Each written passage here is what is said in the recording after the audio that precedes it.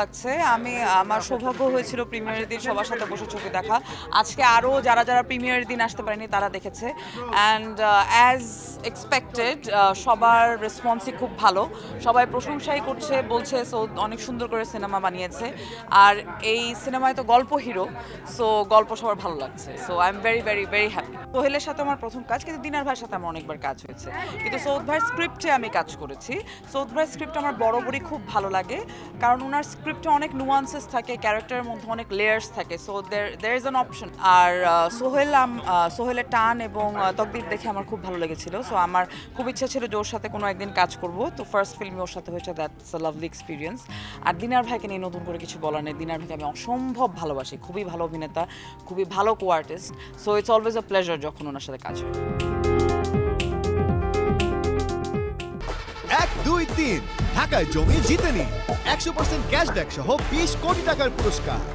ভীষণ ভালো লাগলো, যদিও আমি এটা সেকেন্ড টাইম দেখেছি, তারপরেও মনে হয়েছে যে আসলে আমরা যদি চাই যে একই ধরনের গল্প হবে, সেটা কিন্তু না, বিভিন্ন রকম গল্পে কাজ করবে, তাই না? এবং এই জায়গা থেকে আমি বলবো এটা একটা থ্রিলার এরকম একটা গল্প, কিন্তু এত সুন্দর লেগেছে। এবং দর্শককে, সবচেয়ে বড় কথা, দর্শককে বসিয়ে রেখেছে একদম লাস্ট পর্যন্ত, কি হবে এই যে দর্শকের এটা আমি মনে করি যে খুবই ভালো। আর সৌদের তো ভীষণ ভক্ত আমি, ভীষণ ভালো লাগে ওর কাজ। আর হচ্ছে যারা অভিনয় করেছে সবার জায়গায় এত ভালো করেছে, সব কিছু মিলিয়ে আসলে আমার খুবই ভালো লাগছে। আমি দর্শককে আহ্বান জানাবো যে আপনারা ফিল্মটা দেখুন। ও তো হিসাব করে বের করেছে যে কত শাড়ি লাগবে। সৌদকে বলার পরে সৌদ বলছে আপনি একবার ম্যামের ওয়ার্ডরোবটা চেক করেন। ও খুবই বিরস বদনে এসছে যে কীরকম কথা, ম্যামের ওয়ার্ডরোব। তারপরে বেরিয়ে এসছে চোখ এরকম বড় বড়। তো আমি অভিনয় করি 50 বছর ধরে, আর আমি আমার কাপড় খুব যত্নে রাখি, তার সাক্ষী দেবে ও একদম। তো সুতরাং ওখান থেকে আমার নিজের প্রোডাকশন নিদা পড়বে, আপত্তি থাকার তো কোনো কারণই নেই। খালি ওদেরকে বলেছিলাম ছিঁড়বে না, আর আমার শাড়ি ঠিক যত্নে রাখবে, এবং পুরোটাই রেখেছে। এটা একটা সুস্থ চলচ্চিত্র, এবং মানুষ যারাই দেখেছে তারা বলছে যে এটা ডিফারেন্ট কিছু।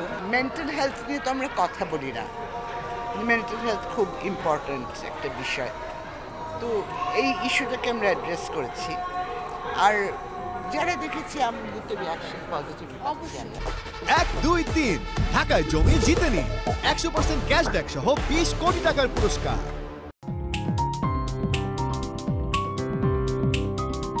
সত্যি কথা বলতে ওটা ভূতের গাড়ির বাড়ি না, ওটা একটা কলেজ। আসলে অ্যাকচুয়ালি ওটা একটা কলেজ। আমাদের সিনেমার কারণে ওটাকে আমরা আমাদের মতো করে প্রোডাকশন ডিজাইন করে নিয়েছি। আর দুটো বাড়ি আসলে একটু হন্টেড প্লেসের মতো, বরঞ্চ ওই বাড়ির যে আমরা যেখানে রেসিডেন্ট ছিলাম সেইটাও আসলে খুব ইন্টারেস্টিং ছিল। আমরা রাতের বেলা গিয়েছিলাম এবং আমরা জানি না আশেপাশে সেই এরিয়াটাতে লোকজন থাকে কিনা, অ্যান্ড দরজা খোলার পরে দেখি পুরো ঘুটঘুটে কালো অন্ধকার।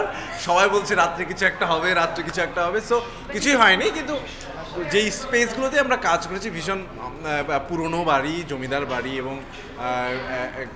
এখন প্রত্নতত্ত্ব বিভাগ সেটাকে আবার রেনোভেট করে নতুন করে দর্শকদের জন্য এটা একটু দেখার ব্যবস্থা করে নিচ্ছেন। আর এই তো মানে, তবে স্পেসটা খুব নস্টালজিক। ইভেন আমাদের সিনেমাটা যেমন একটু নস্টালজিক, স্পেসটা অনেকটা নস্টালজিক। ওখানে গেলেও মনে হয় যে এখানে অনেক মানুষ ছিলেন, অনেক ধরনের মানুষ ছিলেন যাদের ইমোশন এই বাড়িটার সাথে জড়িত আর কি। ফ্যান্টাস্টিক মানে এইরকম একটা এক্সপিরিয়েন্স করবো এরকম একটা ফিল্মের মাধ্যমে, যেটা তাদের সাথে 2 দিন 4টা দিন বা 5টা দিন বা একটা সপ্তাহ যে একসঙ্গে থাকা, তাদের সাথে এক্সপিরিয়েন্সটা শেয়ার করা, এক্সচেঞ্জ করা। এবং যখন আমরা পারফরমেন্স করছি আমরা সবাই কোলাবোরেশন করি, কারণ পারফরমেন্স কখনই একা করা যায় না, কোলাবোরেশন করে করতে হয়। এবং তারা যে পরিমাণ সহযোগিতা করে আমাদের পারফরমেন্সটাকে কমপ্লিমেন্ট করছিলেন, যেটা আমাদের জন্য খুবই মানে অন্যরকম একটা অভিজ্ঞতা হয়ে আছে, যেটা আমরা হয়তো সামনের কাজগুলোতে সেই অভিজ্ঞতাগুলোকে কাজে লাগাতে পারবো। এবং দিনার ভাই, শাহাদাত ভাই, সাজু ভাই, জেনি, সেতু ভাই, রিমি, কি অদ্ভুত সব পারফর্মার যাদের সাথে আমাদের কাজ করার সুযোগ হলো এই সিনেমাটার মাধ্যমে। আমরা সত্যি কৃতার্থ আর কি। আশা করছি সবাই শামাকাব্য দেখতে আসবেন সিনেমা হলে চলছে ব্লকবাস্টার এবং লায়ন্সে। আপনাদের সময় দেখে নেবেন ওয়েবসাইটে, সময় অনুযায়ী চলে আসুন প্লিজ। আর আমার মনে হয় থাকেও যদি, তাহলে এমন হতে পারে যে আমরা সারাদিন এত কষ্ট করে গিয়ে শুতাম, আমাদের আমাদেরকে ঘুমাতে দিত। হ্যাঁ, ভূতের ঘুমোতো আর কি। হ্যাঁ, দেখতে ভাবতাম হয়তো বা যে ঠিক আছে, এরা এত কষ্ট করছে, থাক ঘুমাক। আমি তো এখানে যারা ছিলেন আমাদের সিনেমাতে অলমোস্ট প্রত্যেকের সঙ্গে আমার আগে কাজের অভিজ্ঞতা আছে, সো সবার সাথে একটা ফ্রেন্ডলি সম্পর্ক আমার আছে। আর হচ্ছে গিয়ে সোহেলের সাথে আমার এর আগে কাজ হয়েছে, আর আমার বেশিরভাগ সিনই ছিল হচ্ছে সোহেলের সঙ্গে। তো আর আমি শেষ মুহূর্তে জয়েন করেছি, সবার সাপোর্ট ছাড়া আমার পক্ষে এটা করা পসিবলই হতো না। ও অনেক সাপোর্ট করেছে, ক্যারেক্টার ঢোকা এবং হচ্ছে অ্যানালাইসিস, ভাইয়া আমার পুরো টিমই প্রচণ্ড রকম সাপোর্টিভ ছিল। শুধু আমি আমার অ্যাক্টরদের কথা বলবো না, পুরো টিমের সাপোর্ট ছাড়া আমার পক্ষে শ্যামা হয়ে দাঁড়ানো ইম্পসিবল ছিল। কেউ কেউ ছবিটি পছন্দ করছে, কারো কারো কাছে ভালো লাগছে, সেটা আমাকে ভীষণ স্পর্শ করছে। কিন্তু নির্মাতা হিসেবে একটি কথা বলে রাখি, নিজের ছবি নিজে কখনো পুরোপুরি জাজ করা যায় না। জাজ করা যায় হয়তো অভিনয়, জাজ করা যায় হয়তো মিউজিক, ফ্রেমিং, কিন্তু নিজের কাজটি জাজ করা খুব ডিফিকাল্ট। সিনেপ্লেক্সের ঘটনাটা যেটা ঘটে গেছে, আপনারা সবাই জানেন। তো আমাদের মনে হয়েছে যে আমরা চাই না, সেই ক্ষেত্রে বলা যায় যে কিছুটা আর্থিক ক্ষতি হয়েছে, কিন্তু দ্যাটস পারফেক্টলি ওকে। এই যে একটি করে মানুষ আসছে, অ্যাপ্রিসিয়েট করছে, ওই একজন মানুষের অ্যাপ্রিসিয়েশন সেই আর্থিক ক্ষতি পূরণ করে দেয়। আই থিঙ্ক যেটা হয়েছে সেটা নিয়ে ব্যাস। আমরা বরঞ্চ সিনেমা আরেকটু প্রমোশন করি আপনাদের মাধ্যমে। সিনেমাটা ব্লকবাস্টারে চলছে, সিনেমাটা লায়ন্সে চলছে।